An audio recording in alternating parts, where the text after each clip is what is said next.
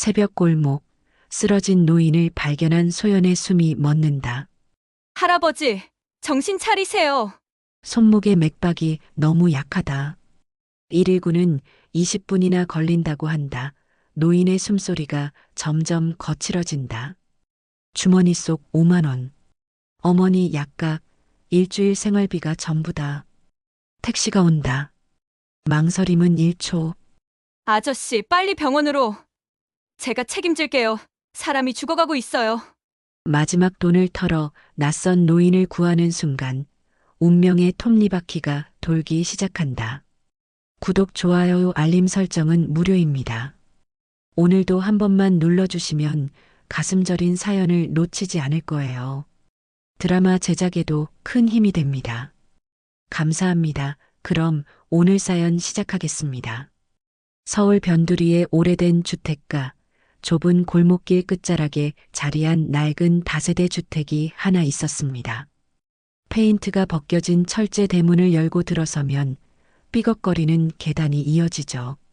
그 계단 끝 반지하 작은 방에서 윤소연이 살고 있었습니다.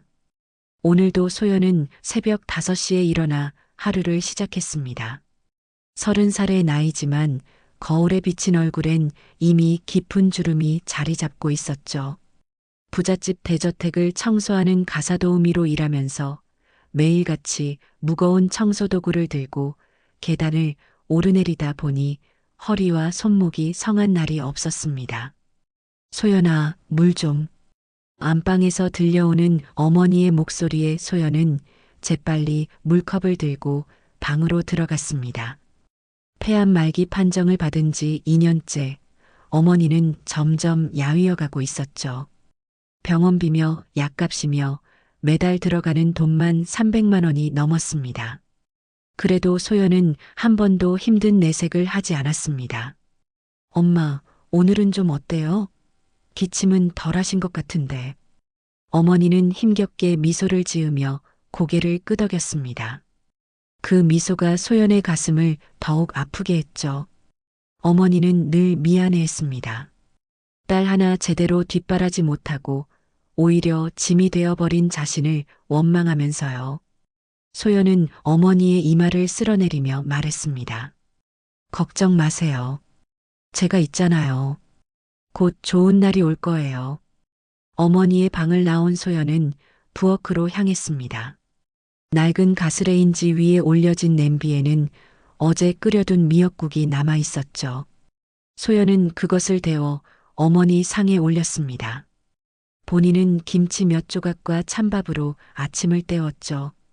집을 나서는 소연의 발걸음은 무거웠습니다. 오늘 일하는 집은 강남의 초고층 타워 펜트하우스였죠. 버스를 2번 갈아타고 지하철을 타고 다시 버스를 타야 도착할 수 있는 곳이었습니다. 출근길만 1시간 반이 걸렸죠. 엘리베이터를 타고 45층까지 올라가면 그곳엔 소연이 평생 살아도 가질 수 없는 화려한 세상이 펼쳐집니다. 대리석 바닥, 수입 가구들, 벽에 걸린 수억 원짜리 그림들. 거실 한가운데 놓인 샹들리에만 해도 소연이 10년은 일해야 살 수 있는 가격이었습니다. 소연 씨, 오늘은 드레스룸이랑 신발장도 정리해 주세요. 아, 그리고 욕실 대리석은 전용 세제로 닦아야 해요. 지난번처럼 흠집 내면 안 돼요. 집주인 여사는 차가운 목소리로 지시사항을 전달하고는 외출을 했습니다. 소연은 묵묵히 고개를 숙이고 일을 시작했죠. 드레스룸에는 한 번도 입지 않은 듯한 명품 옷들이 빼곡히 걸려 있었습니다. 그중 하나만 팔아도 어머니 병원비 몇 달치는 낼 수 있을 텐데 소연은 그런 생각을 떨쳐내며 옷들을 정리했습니다. 하루 종일 무릎을 꿇고 바닥을 닦고 창문을 닫고 화장실을 청소하면서 소연은 생각했습니다. 언제쯤이면 이 굴레에서 벗어날 수 있을까? 언제쯤이면 어머니를 좋은 병원에 모실 수 있을까? 점심시간이 되었지만 소연은 끼니를 걸을 수밖에 없었습니다. 집주인이 갑자기 손님을 초대한다며 거실을 다시 청소하라고 했기 때문이죠. 배에서는 꼬르륵 소리가 났지만 소연은 물 한 잔으로 허기를 달랬습니다. 오후가 되자 손목의 통증이 심해졌습니다. 며칠 전부터 시작된 통증이었는데 병원에 갈 시간도 돈도 없어 그냥 참고 있었죠. 소연은 잠시 손목을 주무르며 쉬었다가 다시 일을 시작했습니다. 저녁 8시 일을 마치고 나온 소연의 손에는 5만 원짜리 지폐 한 장이 들려 있었습니다. 오늘 받은 일당이었죠. 이 돈으로 내일 어머니 약을 사고 며칠치 반찬거리를 사야 했습니다. 지하철역으로 향하던 소연은 편의점 앞에서 잠시 멈췄습니다. 진열대에 놓인 컵라면을 보며 침을 삼켰죠. 오늘 점심도 거르고 일했지만 1,500원짜리 컵라면 하나도 사치였습니다. 참자, 조금만 더 참자. 소연은 스스로에게 되뇌었습니다. 지하철 안에서 소연은 피곤에 지쳐 졸기 시작했죠. 옆자리에 앉은 회사원들이 퇴근 후 치맥을 하러 간다는 이야기를 나누는 소리가 들렸습니다. 소연에게는 그런 일상적인 즐거움조차 사치였죠.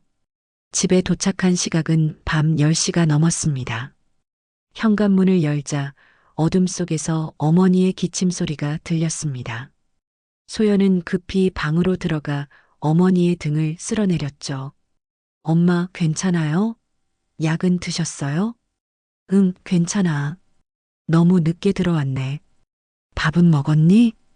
어머니의 걱정스러운 목소리에 소연은 억지로 미소를 지었습니다. 네, 먹고 왔어요. 엄마도 저녁 드셨죠? 거짓말이었습니다. 소연은 아직 아무것도 먹지 못했죠.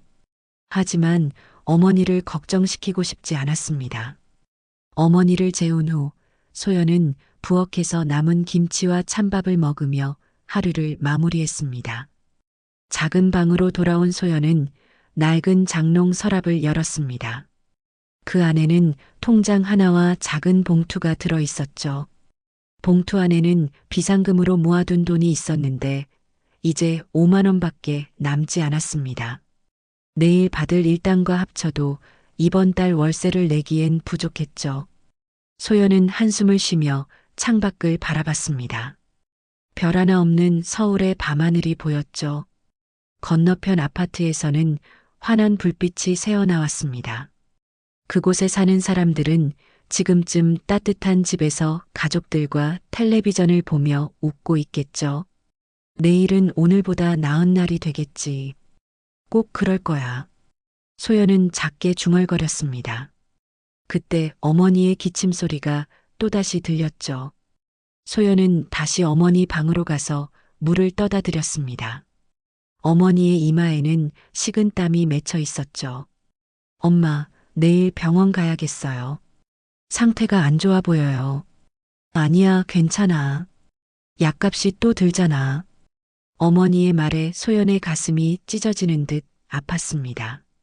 돈 때문에 치료도 제대로 받지 못하는 어머니를 보며 소연은 자신의 무력함을 원망했죠. 그날 밤 소연은 꿈을 꿨습니다. 어머니가 건강해져서 함께 여행을 가는 꿈이었죠. 바닷가에서 웃으며 산책하는 어머니의 모습이 너무나 생생했습니다. 꿈속에서라도 행복할 수 있어 다행이라고 생각하며 소연은 깊은 잠에 빠져들었습니다. 다음 날 새벽 또다시 알람 소리가 울렸습니다. 소연은 피곤한 몸을 일으켜 세웠죠. 어제보다 더 일찍 일어난 이유는 오늘 청소할 집이 2곳이었기 때문입니다. 아침 7시부터 정오까지는 성북동의 한 저택, 오후에는 또 다른 집을 청소해야 했죠. 소연은 어머니가 아직 잠들어 있는 것을 확인하고 조용히 집을 나섰습니다. 새벽 공기가 차가웠지만 소연은 얇은 점퍼 하나만 걸치고 길을 나섰죠. 버스 정류장까지 가는 길은 인적이 드물었습니다. 가로등 불빛만이 희미하게 골목을 비추고 있었죠. 평소와 다른 길로 가기로 했습니다. 어제 집주인이 일찍 오라고 해서 지름길을 택한 것이었죠. 좁은 골목길을 걷다가 큰 길로 나가는 모퉁이를 돌아서는 순간 소연은 걸음을 멈췄습니다. 길바닥에 누군가 쓰러져 있었던 것입니다. 깔끔한 정장을 입은 노인이었습니다. 처음에는 술에 취한 사람인가 싶었지만 새벽 시간에 이런 깔끔한 차림의 노인이 술에 취했을 리 없다는 생각이 들었죠. 가까이 다가가 보니 얼굴이 창백하고 숨소리가 거칠었습니다. 입술은 파랗게 질려 있었고 이마에는 식은 땀이 송글송글 맺혀 있었습니다. 할아버지, 할아버지, 정신 차리세요. 소연은 급히 노인의 어깨를 흔들었습니다. 노인은 희미하게 눈을 떴다가 다시 감았죠. 초점 없는 눈동자가 무언가를 찾는 듯 허공을 헤맸습니다. 소연은 노인의 손목을 잡아 맥박을 확인했습니다. 의학 지식은 없었지만 맥박이 너무 약하고 불규칙하다는 것은 알 수 있었죠. 할아버지, 제 목소리 들리세요? 눈 감지 마세요. 소연은 노인의 볼을 가볍게 두드리며 의식을 잃지 않도록 애썼습니다. 동시에 휴대폰을 꺼내 119에 전화를 걸었죠. 신호음이 길게 이어지다가 겨우 연결되었습니다. 여기 성북구 삼선동 18번지 앞인데요. 할아버지 한 분이 쓰러져 계세요. 의식이 희미하고 숨을 제대로 못 쉬고 계세요. 빨리 와주세요. 하지만 상담원의 대답은 절망적이었습니다. 죄송합니다만 지금 그 지역 구급차가 모두 출동 중이라 최소 20분에서 30분은 걸릴 것 같습니다. 큰 사고가 있어서요. 20분. 노인의 거친 숨소리를 들으며 소연은 그 시간이 너무 길게 느껴졌습니다. 노인의 상태는 점점 나빠지고 있었죠. 숨소리가 더 거칠어지고 얼굴색은 더욱 창백해졌습니다. 주변을 둘러봤지만 도움을 청할 사람은 아무도 없었습니다. 새벽 시간이라 상가들도 모두 문을 닫은 상태였고 지나가는 차량도 거의 없었죠. 소연은 다시 노인을 살폈습니다. 정장 주머니를 뒤져보니 지갑이 있었지만 신분증을 확인할 여유는 없었습니다. 노인의 호흡이 점점 약해지고 있었기 때문이죠. 소연은 노인의 넥타이를 풀어 호흡을 편하게 해주고 자신의 점퍼를 벗어 노인의 몸 위에 덮어주었습니다. 할아버지, 조금만 참으세요. 제가 꼭 병원에 모셔다 드릴게요. 소연은 주머니 속 5만 원을 만졌습니다. 이 돈은 오늘 어머니 약을 사야 하는 돈이었죠. 일주일치 생활비이기도 했습니다. 어제 받은 일당이 전부였고 다음 일당을 받으려면 일주일을 더 기다려야 했습니다. 하지만 눈앞에서 사람이 죽어가는데 그냥 지나칠 수는 없었습니다. 마침 저 멀리서 빈 택시가 오는 것이 보였습니다. 소연은 망설임 없이 도로 한가운데로 뛰어나가 손을 흔들었죠. 택시가 급정거하며 멈춰 섰습니다. 아저씨, 빨리 병원으로 가주세요. 응급환자예요. 택시 기사는 쓰러진 노인을 보고 난감한 표정을 지었습니다. 50대쯤 되어 보이는 기사는 한숨을 쉬며 머리를 극적였죠. 아가씨, 이런 경우는 좀 곤란한데 혹시 보호자세요? 나중에 문제 생기면 어떡하려고. 아니지만 사람이 죽어가고 있어요. 제가 택시비는 낼게요. 제가 뭐든 책임질게요. 제발 도와주세요. 소연은 5만 원을 꺼내 보이며 간청했습니다. 택시 기사는 소연의 간절한 눈빛과 노인의 위급한 상태를 번갈아 보더니 결국 차에서 내렸습니다. 에휴, 알았어요. 빨리 태웁시다. 둘은 힘을 합쳐 노인을 택시 뒷좌석에 태웠습니다. 소연은 노인의 머리를 자신의 무릎에 뉘이고 계속 말을 걸었죠. 의식을 잃지 않도록 하기 위해서였습니다. 할아버지, 제 목소리 들리시죠? 잠들지 마세요. 곧 병원에 도착해요.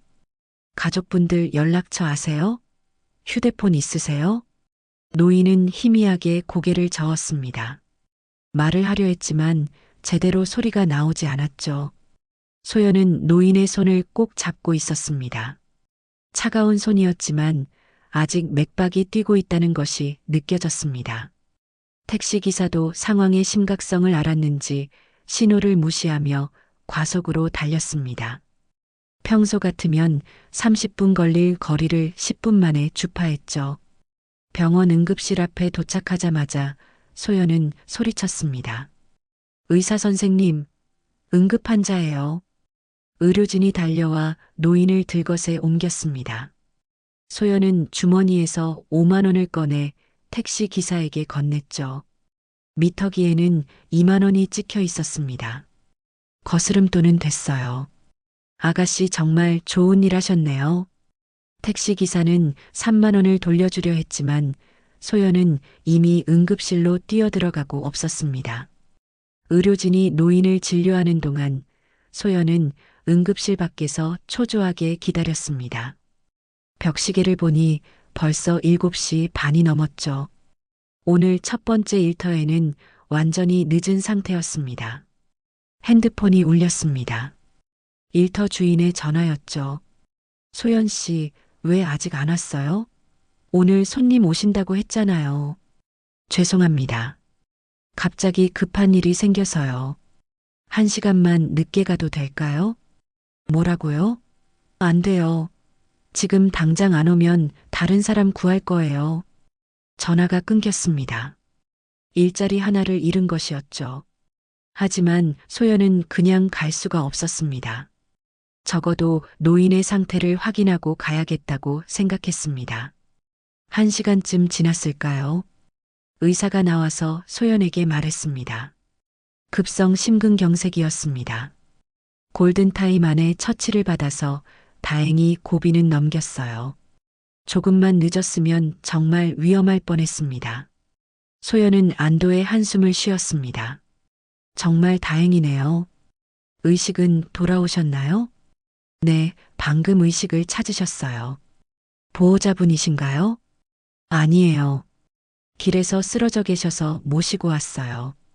의사는 감탄하는 표정을 지었습니다. 정말 대단하신 일을 하셨네요. 요즘 같은 세상에 이런 분이 계시다니. 환자분이 뵙고 싶어 하시는데 들어가 보시겠어요? 소연은 고개를 끄덕이고 병실로 들어갔습니다. 노인은 침대에 누워 산소호흡기를 끼고 있었지만 의식은 또렷해 보였죠. 소연을 보자 노인의 눈가에 눈물이 맺혔습니다. 고마워요. 정말 고마워요. 목숨을 구해주셨어요. 노인의 떨리는 목소리에 소연도 가슴이 뭉클해졌습니다. 병실을 나온 소연은 무거운 발걸음으로 집으로 향했습니다. 오전 일자리는 이미 날아갔고 오후 일자리마저 늦을 판이었죠. 주머니는 텅 비어 있었고 택시 기사가 돌려주려던 거스름돈도 받지 못했습니다.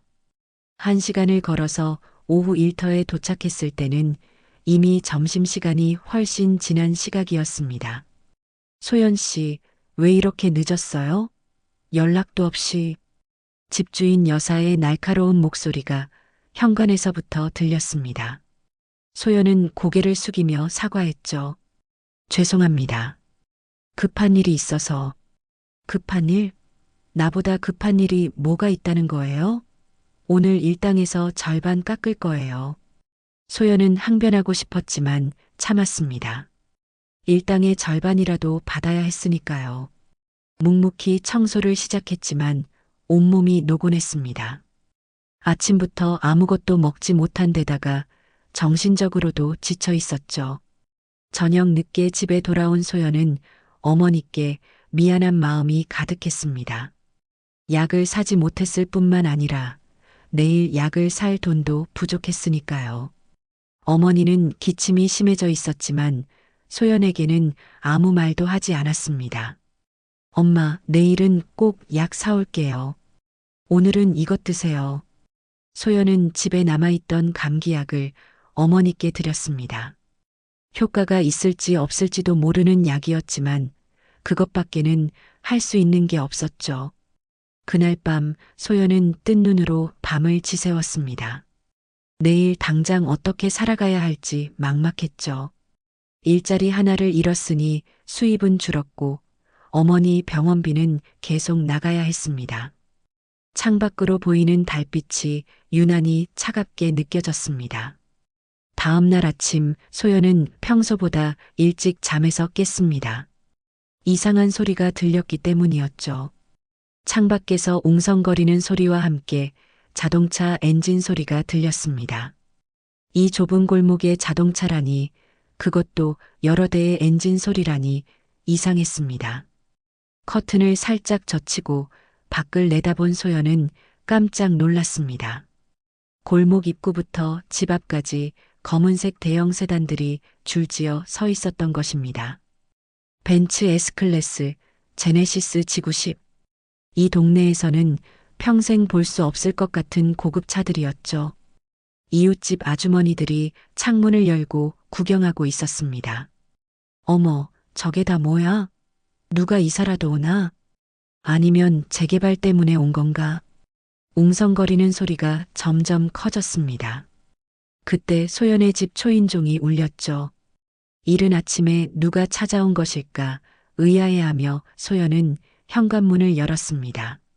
문 앞에는 검은 정장을 입은 남자 3명이 서 있었습니다.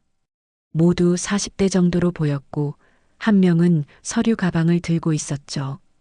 그들의 표정은 정중했지만 어딘가 위압적이었습니다. 윤소연 씨 맞으십니까? 네, 맞는데요. 누구시죠? 저희는 한성그룹 비서실에서 나왔습니다.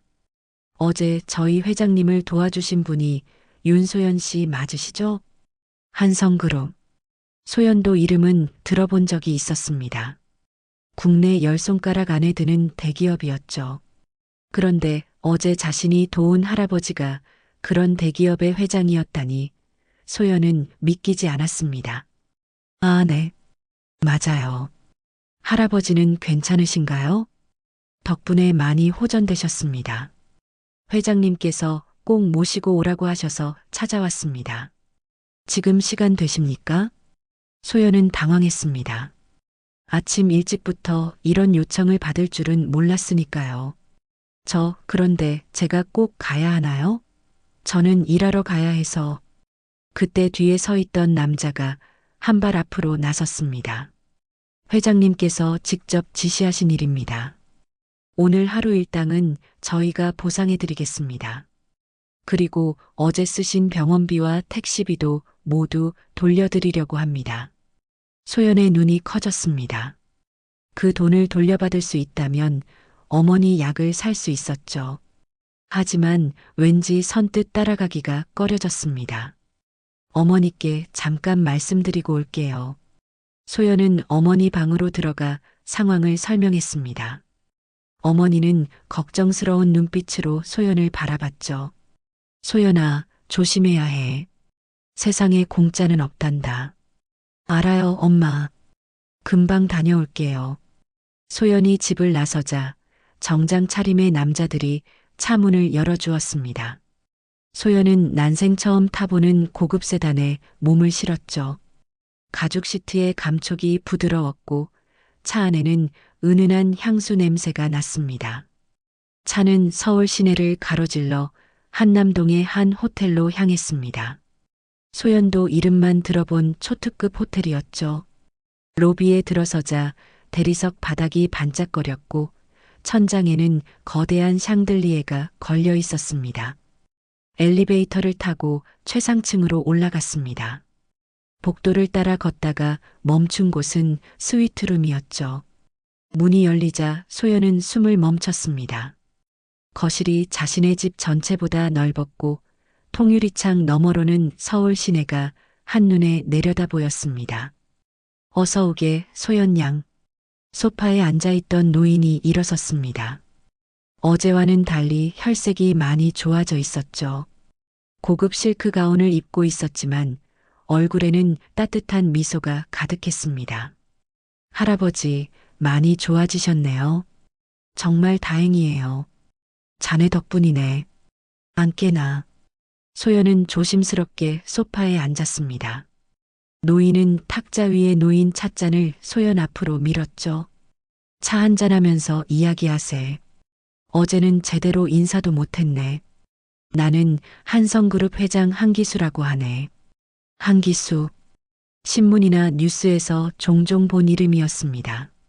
제게 서열 열위 안에 드는 거물이었죠. 소연은 긴장되었지만 노인의 온화한 표정에 조금씩 마음이 놓였습니다. 어제 자네가 아니었으면 나는 이 세상 사람이 아니었을 거야. 의사가 그러더군. 10분만 늦었어도 손 쓸 수 없었을 거라고. 당연히 해야 할 일을 했을 뿐이에요. 노인은 고개를 저었습니다.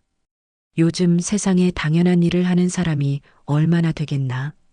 더군다나 자네처럼 어려운 처지에 있는 사람이 마지막 돈까지 써가면서 날 도왔다는 게 얼마나 대단한 일인지 아나? 소연은 놀랐습니다. 자신의 처지를 어떻게 알았을까요? 제가 조사를 좀 해봤네. 미안하게 생각하지 말게. 은인이 어떤 사람인지 알고 싶었을 뿐이야. 병든 어머니를 모시고 하루하루 힘들게 살아가고 있더군. 소연은 고개를 숙였습니다. 부끄러웠던 것은 아니었지만 왠지 초라한 자신의 삶이 드러난 것 같아 불편했죠. 그래서 내가 보답을 하고 싶네. 자네 같은 사람이 고생하는 걸 보고만 있을 수는 없지 않나? 노인이 손짓을 하자 비서가 서류 가방을 열었습니다. 그 안에는 현금 다발이 가득 들어 있었죠. 소연은 깜짝 놀라 뒤로 물러났습니다. 소연은 손사래를 치며 일어섰습니다. 서류 가방 안에 든 현금은 어림잡아도 수천만 원은 되어 보였죠. 평생 한 번도 보지 못한 큰 돈이었습니다. 아니에요, 할아버지. 저는 돈을 바라고 도와드린 게 아니에요. 이런 건 받을 수 없어요. 한기수 회장은 온화한 미소를 지으며 소연을 다시 앉게 했습니다. 알고 있네. 자네가 그런 사람이 아니라는 걸. 하지만 이건 단순한 보상이 아니야. 내게는 또 다른 이유가 있네. 노인은 창밖을 바라보며 깊은 한숨을 쉬었습니다. 그의 눈빛에는 무언가 복잡한 감정이 서려 있었죠. 한강이 내려다 보이는 스위트룸의 전망은 아름다웠지만 노인의 표정은 어두웠습니다. 소연 양, 내가 왜 그 이른 새벽에 혼자 그런 골목길에 있었는지 궁금하지 않나? 소연은 고개를 끄덕였습니다. 실제로 궁금했지만 물어볼 수 없었던 질문이었죠. 한성그룹 같은 대기업 회장이 왜 새벽에 혼자 서민 동네 골목길을 걷고 있었을까요? 사실 나는 매년 그날, 그 시간에 그곳을 찾아가네. 50년 전 내가 잃어버린 사람을 만났던 곳이거든. 매년 8월 21일 새벽 5시 어김없이 그곳을 찾았지. 한기수 회장은 품에서 낡은 가죽 지갑을 꺼냈습니다. 그 안에서 조심스럽게 사진 한 장을 꺼냈죠. 흑백 사진이었는데 모서리가 달아 있었습니다. 젊은 시절의 회장과 아름다운 여인, 그리고 갓난아기가 찍혀 있었죠. 이 사진 속 여인은 내 첫사랑이었네. 이름은 박춘자였지. 평범한 이름이었지만 내게는 세상에서 가장 아름다운 이름이었어. 하지만 집안의 반대로 헤어져야 했지. 그녀는 내 아이를 낳았지만 나는 그 아이를 지켜주지 못했어. 노인의 목소리가 떨렸습니다. 50년이 지난 일이지만 여전히 그에게는 아픈 상처인 것 같았죠.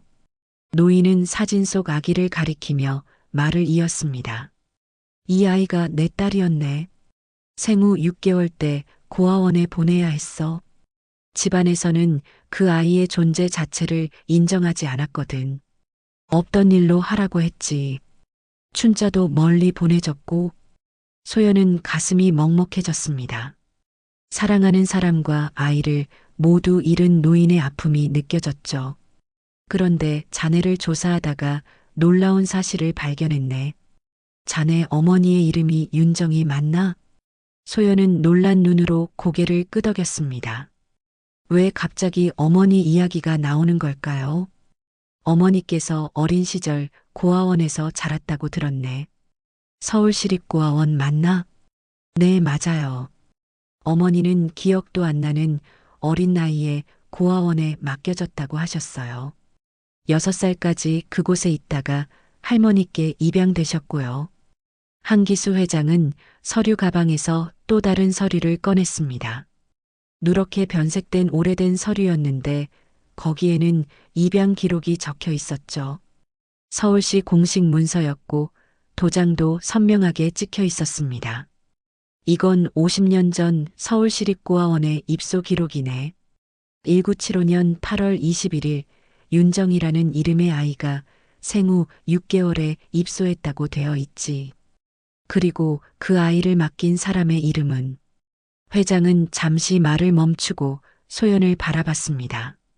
그의 눈에는 깊은 슬픔과 후회가 서려 있었죠. 한기수, 바로 나였네. 소연은 숨이 멎는 것 같았습니다. 그렇다면 눈앞에 이 노인이 자신의 외할아버지란 말인가요?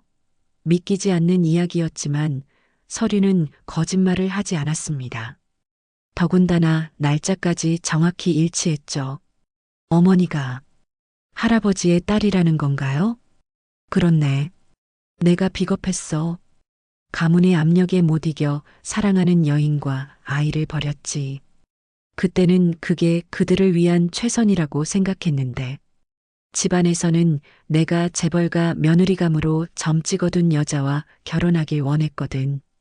노인은 또 다른 사진을 꺼냈습니다. 화려한 결혼식 사진이었죠.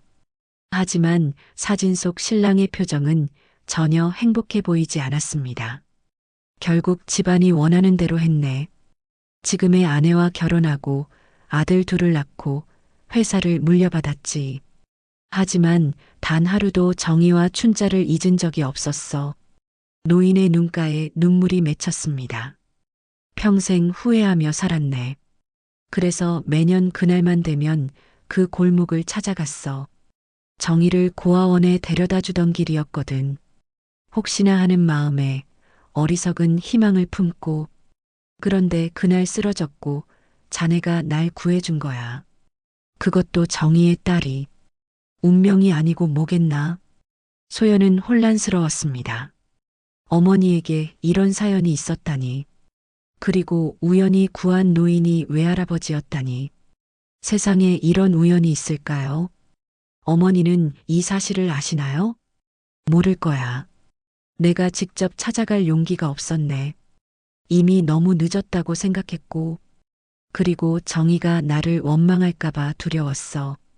그때 비서가 조용히 다가와 회장에게 귓속말을 했습니다. 회장의 표정이 순간 굳어졌죠. 뭐라고? 그들이 벌써 움직였다고? 비서가 고개를 끄덕였습니다. 그의 표정도 심각했죠. 네, 회장님. 부회장님 쪽에서 이미 소연 씨에 대해 조사를 시작했다고 합니다. 어제 병원에서 목격한 사람이 있었던 모양입니다. 그리고 비서는 잠시 망설이다가 말을 이었습니다. 소연 씨가 회장님을 구한 것이 단순한 우연이 아니라고 의심하고 있답니다. 계획된 일이라고 생각하는 것 같습니다. 한기수 회장은 심각한 표정으로 소연을 바라봤습니다. 소연 양 미안하지만 자네가 위험해질 수도 있네. 내 동생과 조카들이 내 재산을 노리고 있거든. 한성그룹 지분의 대부분을 내가 갖고 있는데 내게 숨겨진 손녀가 있다는 걸 알면 가만히 있지 않을 거야. 소연은 불안해졌습니다. 갑자기 자신이 드라마 속 주인공이 된 것 같았죠. 평범하게 살아온 자신이 갑자기 재벌가에 숨겨진 상속자가 되다니. 제가 뭘 어떻게 해야 하나요? 저는 그냥 평범하게 살고 싶을 뿐인데. 일단 우리 관계는 비밀로 해야 하네. 하지만 자네와 자네 어머니는 내가 지켜주겠네. 이 돈은 일단 받아두게. 당장 필요할 테니. 소연은 망설였지만 어머니의 약값이 급했던 것도 사실이었습니다. 조심스럽게 돈 봉투 하나만 받았죠. 봉투 안에는 500만 원이 들어 있었습니다. 이것만 받을게요. 어머니 약값으로 쓰겠습니다. 한기수 회장은 고개를 끄덕였습니다. 그리고 또 다른 서류를 꺼냈죠. 그리고 한 가지 더. 내가 정식으로 자네를 내 손녀로 인정하려면 친자 확인이 필요하네. 동의해 주겠나? 소연은 잠시 생각하다가 고개를 끄덕였습니다. 어머니에게도 가족이 있었다는 걸 알려주고 싶었으니까요. 평생 고아로 살아온 어머니에게 아버지가 있다는 사실을 알려주고 싶었습니다. 좋아요. 하지만 어머니께 먼저 말씀드려야 해요. 물론이지. 그리고 이 전화기를 가지고 있게. 회장은 새 휴대폰을 하나 건넸습니다. 비상연락용이네. 내 직통 번호가 저장되어 있어.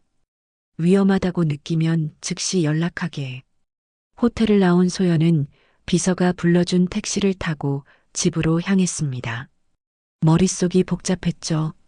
아침에 집을 나설 때만 해도 평범한 하루가 될 줄 알았는데 인생이 송두리째 바뀌는 경험을 한 것입니다. 택시 창밖으로 스쳐 지나가는 서울의 풍경이 낯설게 느껴졌습니다. 집에 도착하니 어머니가 걱정스러운 표정으로 현관 앞에서 기다리고 있었습니다. 아침에 검은 차들이 몰려왔던 일로 온 동네가 떠들썩했던 모양이었죠. 소연아, 무슨 일이야? 그 사람들이 누구니? 이웃들이 다 물어봐서 뭐라고 대답도 못했어. 소연은 어머니를 방으로 모시고 들어가 문을 닫았습니다. 그리고 어머니 옆에 앉아 오늘 있었던 일을 차근차근 설명했습니다. 한기수 회장이 어머니의 친아버지일 수도 있다는 이야기를 듣자 어머니의 얼굴이 창백해졌습니다. 그럴 리가. 내가 버려진 아이였다니. 한성그룹 회장이 내 아버지라고? 어머니의 손이 떨리고 있었습니다. 소연은 어머니의 손을 꼭 잡았죠. 엄마, 버려진 게 아니에요. 할아버지도 어쩔 수 없었대요. 집안의 압력 때문에 평생 엄마를 찾고 있었다고 했어요. 매년 같은 날, 같은 시간에 그 골목을 찾았대요. 어머니의 눈에서 눈물이 흘렀습니다. 평생 품고 있던 의문이 풀린 순간이었죠. 왜 자신이 버려졌는지, 부모가 누구인지 한 번도 알 수 없었던 어머니였습니다. 정이라는 이름도 그분이 지어준 거래요. 그리고 이걸 보세요. 소연은 한기수 회장이 준 사진과 서류를 어머니께 보여드렸습니다. 어머니는 떨리는 손으로 사진을 들여다봤죠. 사진 속 아기를 보며 흐느꼈습니다. 이 아기가 나란 말이지? 이 여자분이 내 어머니고 내 엄마. 이름은 박춘자였대요. 할아버지의 첫사랑이었고요. 어머니는 한참을 울었습니다. 50년 만에 자신의 뿌리를 찾은 감격과 동시에 그동안의 서러움이 폭발한 것 같았죠. 그날 밤 소연은 받아온 돈으로 어머니의 약을 샀습니다. 넉넉히 한 달치를 살 수 있었죠. 약국에서 나오는 길에 반찬 가게에도 들렀습니다. 평소에는 엄두도 못 냈던 고기 반찬도 샀죠. 집에 돌아와 어머니와 함께 저녁을 먹으며 소연은 오랜만에 평화로움을 느꼈습니다. 하지만 그 평화는 오래가지 못했죠. 밤 10시쯤 갑자기 현관 밖에서 발소리가 들렸습니다. 이 시간에 누가 찾아온 것일까요? 초인종이 울렸고 소연이 인터폰을 확인하자 정장 차림의 낯선 남자 둘이 서 있었습니다. 누구세요? 한성그룹 부회장 비서실에서 왔습니다. 윤소연 씨와 이야기할 게 있어서요. 소연과 어머니는 불안한 눈빛을 주고받았습니다. 한기수 회장이 경고했던 일이 벌써 시작된 것일까요? 소연은 체인을 건 채로 문을 살짝 열었습니다. 무슨 일이신가요? 이렇게 늦은 시간에. 문 앞에 선 남자는 40대 중반쯤 되어 보였습니다. 날카로운 눈매와 차가운 표정이 위압적이었죠. 낮에 회장님을 만나셨죠? 우리도 그 일로 왔습니다. 잠깐 이야기 좀 하시죠. 죄송하지만 너무 늦은 시간이라. 내일 연락 주시면 안 될까요? 남자의 표정이 더욱 차가워졌습니다. 지금 당장 이야기해야 합니다. 소연 씨와 소연 씨 어머니의 안전을 위해서라도요. 그 말에는 분명한 위협이 담겨 있었습니다. 소연은 한기수 회장이 준 휴대폰을 꺼내 문자를 보내려 했지만 남자가 그것을 눈치챘습니다. 그런 짓은 하지 마시죠. 우리는 그저 대화를 하러 온 것뿐입니다. 문 열어주시죠. 소연은 어쩔 수 없이 체인을 풀고 문을 열었습니다. 두 남자가 거실로 들어왔죠. 그중 한 명은 서류 가방을 들고 있었습니다. 단도직입적으로 말하겠습니다. 소연 씨가 어제 우연히 회장님을 도왔다고 들었는데 정말 우연이었나요? 네, 그럼요. 쓰러져 계셔서 도와드린 것뿐이에요. 남자는 비웃는 듯한 표정을 지었습니다. 그래요? 그런데 왜 회장님은 당신을 호텔로 부르고 거액을 주려 했죠? 단순히 생명을 구해준 것 치고는 과한 보상 아닌가요? 소연은 대답할 말이 없었습니다. 외할아버지라는 사실을 말할 수는 없었으니까요. 그리고 우리가 조사해 보니 소연 씨 어머니가 고아원 출신이더군요. 혹시 그것 때문에 회장님께 동정심을 유발한 건 아닌가요? 어머니가 나서려 하자 소연이 말렸습니다. 저희가 무슨 잘못을 했다는 건가요? 그저 쓰러진 분을 도왔을 뿐인데. 그때 서류 가방을 든 남자가 서류를 꺼냈습니다. 이건 합의서입니다. 앞으로 회장님과 일절 연락하지 않고 오늘 있었던 일도 발설하지 않겠다는 내용이죠. 여기 서명하시면 5천만 원을 드리겠습니다. 소연은 놀랐습니다. 5천만 원이라니. 그 돈이면 어머니를 좋은 병원에 입원시킬 수도 있었죠. 하지만 이것은 분명 입막음용 돈이었습니다. 서명하지 않으면 어떻게 되는 건가요? 남자의 눈빛이 차갑게 빛났습니다. 그럼 좀 불편한 일이 생길 수도 있겠죠. 소연 씨가 일하는 곳들에 소연 씨의 과거를 알려야 할 수도 있고 어머니의 병원 기록도 문제가 될 수 있습니다. 그게 무슨 협박입니까? 협박이 아니라 제안입니다. 현명한 선택을 하시길 바랍니다. 그때 갑자기 현관문이 벌컥 열렸습니다. 한기수 회장의 비서와 경호원들이 들어왔죠. 부회장 비서실 직원들은 당황한 표정을 지었습니다. 여기서 무슨 일입니까? 회장님께서 보내셨습니다. 부회장 쪽 남자가 서류를 챙기며 일어섰습니다. 아무 일도 아닙니다. 그저 안부 인사차 들렀을 뿐이죠. 밤 10시에 안부 인사라. 부회장님께 전하시죠. 회장님께서 이 일을 매우 불쾌하게 생각하신다고. 부회장 쪽 사람들이 떠나고 한기수 회장의 비서가 소연에게 다가왔습니다. 괜찮으십니까? 회장님께서 걱정하셔서 저희를 보내셨습니다. 네, 괜찮아요. 감사합니다. 비서는 명함을 건넸습니다. 앞으로 이런 일이 또 생기면 즉시 연락 주십시오. 그리고 내일 병원에서 친자 확인 검사를 하기로 했는데 저희가 모시러 오겠습니다. 비서들이 떠난 후 소연과 어머니는 한숨을 쉬었습니다. 평범했던 그들의 삶이 하루아침에 재벌가의 권력 다툼에 휘말린 것입니다. 소연아, 우리가 정말 괜찮을까? 괜찮을 거예요, 엄마. 할아버지가 지켜주신다고 했잖아요. 하지만 소연도 불안했습니다. 부회장이라는 사람이 얼마나 무서운 일을 벌일지 알 수 없었으니까요. 다음 날 아침 소연은 일찍 일어나 청소 일을 하러 갔습니다. 어제 못 간 일터의 주인에게 사과하고 다시 일을 시작했죠. 하지만 집중이 되지 않았습니다. 계속 어제 일이 떠올랐으니까요. 점심시간이 되자 한기수 회장의 비서에게서 전화가 왔습니다. 소연 씨, 지금 모시러 가도 될까요? 병원 예약 시간이 2시입니다. 소연은 일을 마치고 집으로 갔습니다. 어머니와 함께 차에 올랐죠. 병원은 서울대병원이었습니다. VIP 병동으로 안내받은 그들은 친자 확인을 위한 검사를 받았습니다. 검사를 마치고 나오는데 복도에서 낯익은 사람을 만났습니다. 바로 소연이 청소 일을 하던 집의 주인, 강남의 재벌가 사모님이었죠. 어머, 소연 씨 아니에요? 여기서 뭐 하는 거예요? 사모님의 눈빛이 날카로웠습니다. 그녀는 VIP 병동에 소연이 있는 것을 의아하게 생각하는 것 같았죠.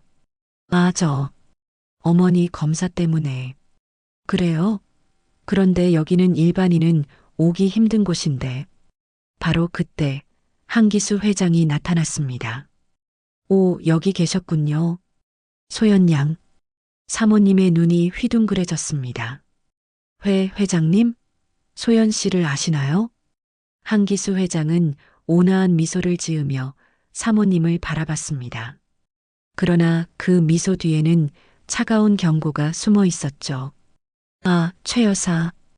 오랜만이네요. 소연 양은 내 손님입니다. 특별한 인연이 있는 분이죠. 최 여사라 불린 사모님은 당황한 표정을 감추지 못했습니다. 그녀의 남편 회사가 한성그룹과 거래하고 있다는 걸 소연도 알고 있었죠. 평소 소연을 하인 취급하던 그녀가 갑자기 굽신거리기 시작했습니다. 아, 그러셨군요. 전혀 몰랐습니다. 소연 씨가 회장님과 아는 사이였다니. 앞으로 소연 양을 각별히 대해주시기 바랍니다. 그리고 오늘 본 일은 발설하지 마시죠. 아시겠습니까? 최 여사는 연신 고개를 끄덕이며 서둘러 자리를 떴습니다. 소연은 어안이 벙벙했죠. 평소 그렇게 거만하던 사람이 한기수 회장 앞에서는 꼬리를 내리는 모습이 낯설었습니다. 한기수 회장은 소연과 어머니를 VIP 휴게실로 안내했습니다. 거기서 그는 오래된 가죽 상자 하나를 꺼냈죠. 이걸 보여드리고 싶었네. 50년 동안 간직해온 것들이야. 상자를 열자 그 안에는 사진들과 편지, 그리고 작은 물건들이 들어 있었습니다.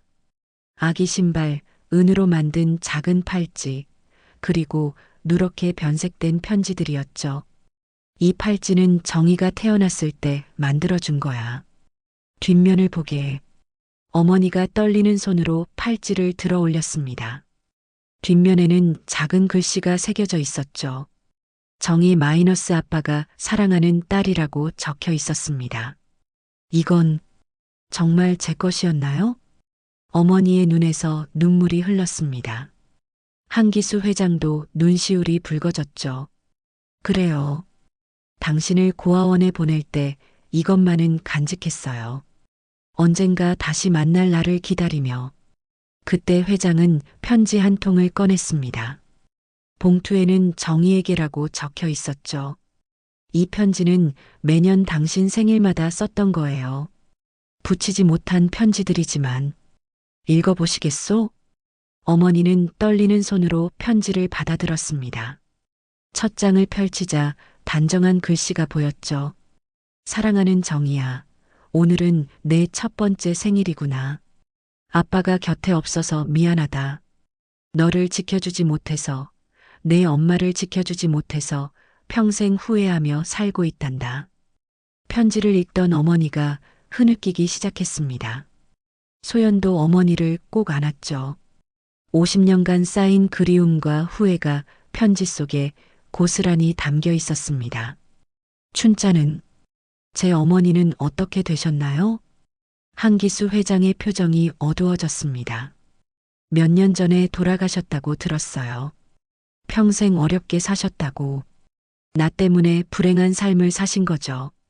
무거운 침묵이 흘렀습니다. 그때 비서가 들어와 귓속말을 했죠. 회장님, 친자 확인 결과가 나왔습니다. 한기수 회장이 서류를 받아 확인했습니다. 그의 얼굴에 미소가 번졌죠. 정희야, 내가 내 딸이 맞구나.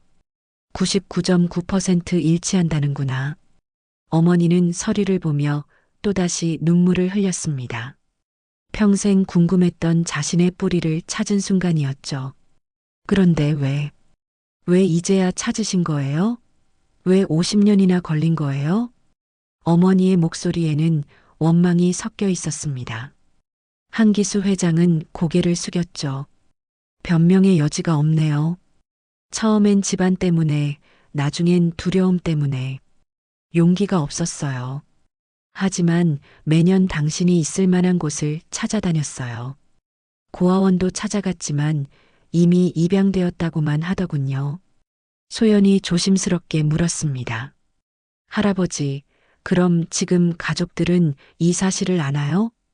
한기수 회장이 고개를 저었습니다. 아내는 몇 년 전에 세상을 떠났고 아들들은 모르고 있어요. 특히 둘째인 기태는 절대 알아서는 안 됩니다. 그가 부회장인데 내 후계자가 되려고 혈안이 되어 있거든요. 어제 저희 집에 온 사람들이, 그래요, 기태가 보낸 사람들이죠. 그는 이미 의심하고 있어요. 소연 양이 단순한 행인이 아니라고. 그때 소연의 핸드폰이 울렸습니다. 모르는 번호였죠. 여보세요? 윤소연 씨죠? 저는 주간지 기자인데요. 한성그룹 회장님과의 관계에 대해 인터뷰하고 싶습니다. 소연은 놀라서 전화를 끊었습니다. 한기수 회장의 표정이 굳어졌죠. 벌써 언론에서 냄새를 맡은 모양이군요. 기태 쪽에서 흘린 것 같은데. 비서가 급히 들어왔습니다. 회장님, 큰일입니다. 인터넷에 소연 씨 관련 기사가 떴습니다. 한성그룹 회장의 숨겨진 여인이라는 제목으로. 소연과 어머니는 경악했습니다. 비서가 보여준 기사에는 소연이 호텔에 들어가는 사진과 함께 자극적인 추측들이 적혀 있었죠. 이게 무슨, 저는 그런 사이가 아닌데. 한기수 회장이 분노했습니다. 기태 이 녀석이 감히 내 손녀를 이런 식으로 모함하다니. 회장은 즉시 비서에게 지시했습니다. 법무팀 총동원해서 언론사 고소하고 기사 내리게 해. 그리고 기태를 당장 불러. 하지만 상황은 이미 걷잡을 수 없이 번지고 있었습니다. 소연의 핸드폰이 쉴 새 없이 울렸죠. 기자들, 일하던 집 주인들, 심지어 동네 사람들까지 연락이 왔습니다. 소연아, 우리 집으로 가자. 여기는 안전하지 않아. 어머니가 불안해하자 한기수 회장이 말했습니다. 제 집으로 모시겠습니다. 그곳이 안전할 거예요. 그들은 병원을 빠져나와 한기수 회장의 저택으로 향했습니다. 그런데 저택 앞에는 이미 기자들이 몰려 있었죠. 카메라 플래시가 터지고 마이크가 차창으로 들이밀어졌습니다. 소연 씨, 회장님과 어떤 관계입니까? 돈을 노리고 접근한 건가요? 어머니도 개입된 건가요? 소연은 얼굴을 가리고 차에서 내렸습니다. 경호원들이 길을 만들어 주었지만 기자들의 질문은 계속되었죠. 저택 안으로 들어가자 한기수 회장이 사과했습니다. 미안합니다. 내가 너무 성급했어요. 당신들을 이런 일에 휘말리게 해서. 그때 거실 문이 열리며 한 남자가 들어왔습니다. 50대 초반의 날카로운 인상의 남자였죠. 바로 한기태 부회장이었습니다. 아버지, 이게 무슨 일입니까? 그 여자가 누구길래 여기 데려오신 겁니까? 한기수 회장이 차갑게 말했습니다. 내 손녀다. 한기태의 얼굴이 일그러졌습니다. 뭐라고요? 손녀? 말도 안 되는 소리 마십시오. 아버지한테 숨겨진 자식이 있었다는 겁니까? 그래, 내 누나가 있었다. 내가 젊은 시절 낳은 딸이고 이 아이는 그 딸의 딸이다. 한기태가 소연을 노려봤습니다. 그 눈빛에는 증오와 경계심이 가득했죠. 믿을 수 없습니다. 사기꾼일 수도 있어요. 친자 확인은 하셨습니까? 한기수 회장이 서류를 내밀었습니다. 여기 있다. 의심하지 마라. 한기태는 서류를 확인하고는 이를 악물었습니다. 그래서요? 이제 와서 상속권을 주시겠다는 겁니까? 평생 고생한 저와 형은 무시하고 누가 상속 이야기를 했나? 난 그저 내 가족을 찾은 것뿐이다. 거짓말하지 마십시오. 이미 변호사들과 상의하셨다는 걸 압니다. 긴장감이 감돌았습니다. 그때 소연이 나섰죠. 저는 재산 같은 거 원하지 않습니다. 그저 할아버지를 만난 것만으로도 충분해요. 어머니도 그렇게 생각하실 거예요. 한기태가 비웃었습니다. 순진한 척하지 마라. 너 같은 녀석들 많이 봤어. 처음엔 다 그렇게 말하지. 한기태가 거실을 나간 후 무거운 침묵이 흘렀습니다. 한기수 회장은 깊은 한숨을 쉬며 소파에 주저앉았죠. 그의 얼굴에는 깊은 피로감이 드러났습니다. 기태가 무슨 일을 벌일지 모릅니다. 오늘부터 당신들은 여기서 지내는 게 좋겠어요. 소연은 고개를 저었습니다. 아니에요, 할아버지. 저희 때문에 가족 간에 문제가 생기는 건 원하지 않아요.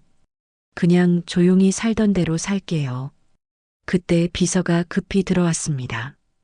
그의 표정이 심상치 않았죠. 회장님, 긴급 상황입니다.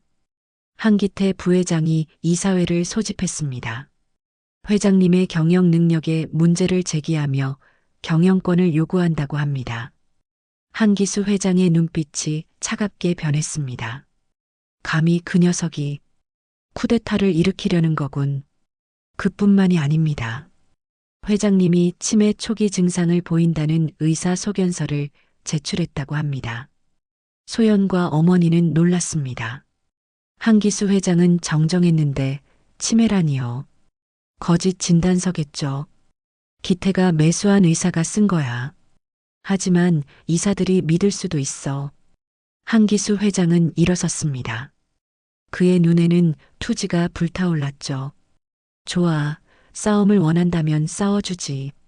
소연아, 너와 내 어머니는 일단 안전한 곳으로 가야겠다. 하지만 소연은 고개를 저었습니다. 아니에요, 할아버지. 저희가 도망가면 할아버지가 더 불리해질 거예요. 저희도 함께 싸울게요. 그날 밤 한기수 회장의 저택은 전쟁터가 되었습니다. 변호사들이 모여들고 서류가 오가고 전화벨이 쉴 새 없이 울렸죠. 소연은 어머니와 함께 객실에서 불안한 밤을 보냈습니다. 다음 날 아침 뜻밖의 방문객이 찾아왔습니다. 한기태의 아내, 그러니까 한기수 회장의 며느리였죠. 그녀는 소연과 어머니를 보자 정중히 인사했습니다. 안녕하세요. 저는 한기태의 아내 박미경입니다. 잠시 이야기 좀 할 수 있을까요? 그들은 정원의 정자에 앉았습니다. 박미경은 생각보다 온화한 표정이었죠. 시아버님의 딸과 손녀라니. 저도 놀랐어요. 하지만 이해합니다. 시아버님이 평생 누군가를 그리워하셨다는 걸 알고 있었거든요. 소연은 의외라는 표정을 지었습니다. 그런데 왜 부회장님은? 남편은 욕심이 많은 사람이에요. 평생 차남이라는 이유로 무시당했다고 생각하죠. 그래서 더욱 집착하는 거예요. 하지만 박미경은 가방에서 서류 봉투를 꺼냈습니다. 이걸 드리려고 왔어요. 남편이 준비한 계획서예요. 당신들을 어떻게 제거할 것인지 적혀 있죠. 소연과 어머니는 충격을 받았습니다. 서류에는 그들을 사기꾼으로 몰아가는 시나리오가 자세히 적혀 있었죠.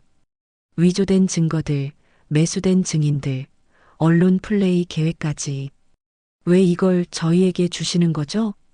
박미경은 쓴웃음을 지었습니다. 양심이라는 게 있잖아요. 그리고 제 딸들에게 부끄럽지 않은 엄마이고 싶어요. 죄 없는 사람들을 해치는 걸 보고만 있을 수는 없죠. 그때 정원으로 한기태가 뛰어들어왔습니다. 아내를 발견한 그의 얼굴이 불그락푸르락했죠. 미경, 내가 여기서 뭐 하는 거야? 당신이 하려는 짓을 막으려고 왔어요. 뭐, 너 지금 누구 편을 드는 거야? 저는 정의의 편을 들고 있어요. 한기태가 아내에게 다가가려는 순간 한기수 회장이 나타났습니다. 그의 뒤에는 경찰들이 있었죠. 기태야, 게임은 끝났다. 무슨 소리입니까, 아버지? 내가 회사 자금을 횡령한 증거를 찾았다. 그리고 위조 진단서 건도 마찬가지다. 경찰이 널 데려갈 거다. 한기태의 얼굴이 창백해졌습니다. 거짓말이야. 이건 모함이야. 저 여자들이 아버지를 조종한 거야. 경찰이 한기태에게 수갑을 채웠습니다. 그는 끌려가면서도 계속 소리쳤죠. 후회할 거야. 모두 후회하게 될 거야. 한기태가 연행된 후 박미경은 눈물을 흘렸습니다. 한기수 회장이 며느리의 어깨를 두드렸죠. 미경아, 고마워. 내 덕분에 큰 화를 막았어. 아버님, 죄송해요. 남편이 이런 사람인 줄 알면서도 내 잘못이 아니야. 기태가 스스로 선택한 길이지. 그날 오후 한성그룹은 공식 기자회견을 열었습니다. 한기수 회장은 당당히 소연과 어머니를 가족으로 소개했죠. 50년 전 저는 사랑하는 사람과 딸을 잃었습니다. 비겁함과 나약함 때문이었죠. 하지만 운명이 다시 기회를 주었습니다. 제 딸 윤정이와 손녀 윤소연을 찾았습니다. 기자들이 술렁거렸습니다. 질문이 쏟아졌죠. 그동안 왜 숨기셨습니까? 상속 문제는 어떻게 되나요? 부회장의 횡령은 사실입니까? 한기수 회장은 차분히 대답했습니다. 저는 가족을 되찾은 것뿐입니다. 상속 문제는 법과 원칙에 따라 처리될 것이고 부회장 건은 수사 결과를 기다리겠습니다. 기자회견이 끝난 후 소연 가족은 처음으로 편안한 저녁 식사를 했습니다. 한기수 회장의 큰아들인 한기석도 함께했죠. 그는 동생과 달리 소연 가족을 따뜻하게 맞아주었습니다. 조카가 생기다니 기쁩니다. 우리 아이들도 사촌이 생겨서 좋아할 거예요. 어머니가 조심스럽게 물었습니다. 저희 때문에 가족이 깨진 것 같아 마음이 무거워요. 한기석이 고개를 저었습니다. 아닙니다. 기태는 원래 문제가 많았어요. 언젠가는 터질 일이었죠. 오히려 이모님과 소연 씨 덕분에 빨리 해결된 거예요. 그날 밤 소연은 할아버지와 단둘이 서재에 앉았습니다. 한기수 회장은 오래된 일기장을 꺼냈죠. 이건 내 할머니, 그러니까 춘자가 쓴 일기야. 돌아가신 후에 유품 정리하던 사람이 내게 전해줬지. 소연은 떨리는 손으로 일기장을 펼쳤습니다. 거기에는 젊은 시절 할머니의 이야기가 담겨 있었죠. 한기수 회장과의 사랑, 딸을 낳은 기쁨, 그리고 이별의 아픔까지. 정희야, 엄마가 너를 지켜주지 못해서 미안해. 하지만 언젠가 내 아빠가 너를 찾을 거야. 그는 나쁜 사람이 아니야. 단지 너무 약했을 뿐이야. 소연의 눈에서 눈물이 흘렀습니다. 할머니의 사랑과 그리움이 고스란히 느껴졌죠. 할머니도 평생 그리워하셨군요. 그래, 우리 모두가 그리워했어. 하지만 이제 다시 만났잖아. 늦었지만. 그때 소연의 핸드폰이 울렸습니다. 어머니였죠. 소연아, 빨리 와봐. 뉴스에 우리 이야기가 나와.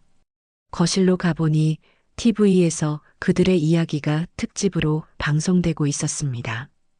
50년 만의 재회, 한성그룹 회장의 눈물의 가족 찾기라는 제목으로 앵커가 말했습니다. 감동적인 사연입니다. 특히 손녀인 윤소연 씨가 자신도 모르게 친할아버지를 구한 것은 운명이라고밖에 설명할 수 없네요. 인터뷰이가 나와 말했습니다. 이런 우연은 드라마에서나 가능한 일이죠. 하지만 현실에서 일어났습니다. 이것이야말로 진정한 기적입니다. 소연 가족은 서로를 바라보며 미소 지었습니다. 정말 기적 같은 일이었죠. 길가에 쓰러진 할아버지를 도운 것이 이런 결과를 가져올 줄 누가 알았을까요? 3개월이 지났습니다. 가을바람이 선선하게 불어오는 어느 날 소연은 창밖을 바라보며 깊은 생각에 잠겨 있었죠. 그동안 정말 많은 일이 있었습니다. 한기태 부회장은 횡령 혐의로 실형을 선고받았고 한성그룹은 안정을 되찾았습니다. 소연아, 뭐 생각해? 어머니가 따뜻한 차를 들고 다가왔습니다. 예전과는 달리 혈색이 좋아진 어머니의 모습에 소연은 미소를 지었죠. 한기수 회장의 도움으로 최고의 병원에서 치료를 받은 덕분에 어머니의 건강은 놀라울 정도로 호전되었습니다. 엄마, 저 결정했어요. 뭘? 할아버지가 제안하신 한성그룹 입사 제안을 거절하려고요. 어머니는 놀란 표정을 지었습니다. 왜? 좋은 기회잖아. 소연은 고개를 저었습니다. 저는 제 길을 가고 싶어요. 할아버지의 손녀라는 이유로 특혜를 받고 싶지 않아요. 대신 다른 계획이 있어요. 그날 오후 소연은 한기수 회장을 찾아갔습니다. 회장은 서재에서 책을 읽고 있었죠. 할아버지, 말씀드릴 게 있어요. 그래, 뭔데? 저는 한성그룹에 들어가지 않을 거예요. 대신 제가 하고 싶은 일이 있어요. 한기수 회장은 안경을 벗고 소연을 바라봤습니다. 뭘 하고 싶은데? 요양원을 만들고 싶어요. 혼자 계신 어르신들, 아픈 어르신들을 돌보는 곳이요. 제가 할아버지를 만난 것처럼 누군가에게 가족이 되어주고 싶어요. 한기수 회장의 눈가에 미소가 번졌습니다. 그래, 내가 하고 싶은 일을 해야지. 내가 도와주마. 아니에요, 할아버지. 제 힘으로 시작하고 싶어요. 그동안 모은 돈과 대출로 작게 시작할 거예요. 한기수 회장은 손녀의 단단한 의지를 보며 고개를 끄덕였습니다. 알았다. 하지만 정말 도움이 필요하면 언제든 말해라. 소연은 할아버지를 꼭 안았습니다. 고마워요, 할아버지. 할아버지를 만나서 정말 행복해요. 2달 후 서울 외곽의 조용한 동네에 작은 요양원이 문을 열었습니다. 정의요양원이라는 이름이었죠. 어머니의 이름을 딴 것이었습니다. 개원식 날 많은 사람들이 찾아왔습니다.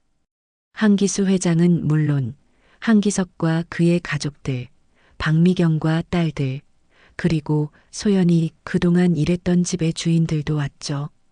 특히 최 여사는 거액을 기부하며 사과의 뜻을 전했습니다. 소연 씨, 그동안 제가 무례했던 것 사과드려요. 정말 훌륭한 일을 하시네요. 소연은 미소로 화답했습니다. 과거의 앙금은 이미 마음속에서 사라진 지 오래였죠. 요양원의 첫 입소자는 뜻밖의 인물이었습니다. 바로 소연이 처음 구했던 그날 택시기사 아저씨의 어머니였죠. 치매를 앓고 계셨는데 아들이 돌볼 형편이 안 되어 요양원을 찾고 있었던 것입니다. 소연 씨, 그날 정말 대단한 일을 하셨어요. 이렇게 또 은혜를 입네요. 택시기사는 눈물을 글썽이며 말했습니다. 아니에요. 아저씨도 그날 도와주셨잖아요. 이제 우리가 어머니를 잘 모실게요. 요양원은 점점 입소문을 타기 시작했습니다. 소연과 어머니, 그리고 직원들의 따뜻한 돌봄에 많은 어르신들이 행복해했죠. 특히 소연은 매일 어르신들과 이야기를 나누며 그들의 인생 이야기를 들어드렸습니다. 어느 날 한 할머니가 소연의 손을 잡고 말했습니다. 소연아, 너는 천사야. 내 손녀같이 예쁘고 착해. 소연은 할머니의 손을 꼭 잡았습니다. 할머니가 저희 할머니예요. 저희가 가족이에요. 그러던 어느 날 한기수 회장이 요양원을 찾아왔습니다. 그는 어르신들과 화투를 치며 즐거운 시간을 보냈죠. 여기 참 좋구나. 나도 나중에 여기 들어와도 되겠니? 소연이 웃으며 대답했습니다. 할아버지는 안 돼요. 저희 집에서 모실 거니까요. 한기수 회장은 손녀의 말에 눈시울이 붉어졌습니다. 1년이 지났습니다. 정의요양원은 이제 지역에서 가장 사랑받는 요양원이 되었죠. 정부에서 우수 요양시설로 선정되기도 했습니다. 시상식 날 소연은 단상에 올라 수상 소감을 말했습니다. 1년 전 저는 길에서 쓰러진 할아버지를 만났습니다. 그분을 도운 것이 제 인생을 바꿨죠. 그때 깨달았습니다. 작은 선행이 얼마나 큰 기적을 만들 수 있는지를요. 이 요양원은 그 기적의 연장선입니다. 앞으로도 더 많은 어르신들께 가족이 되어드리고 싶습니다.